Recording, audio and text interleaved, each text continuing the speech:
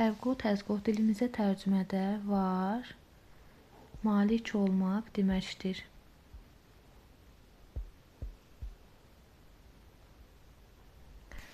Cümlədə isə quruluşu aşağıdakı kimi olur. Birinci mübtəda gəlir.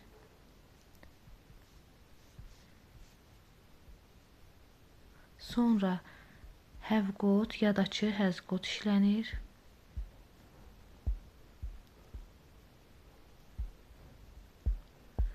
Sonda isə var olan əşya.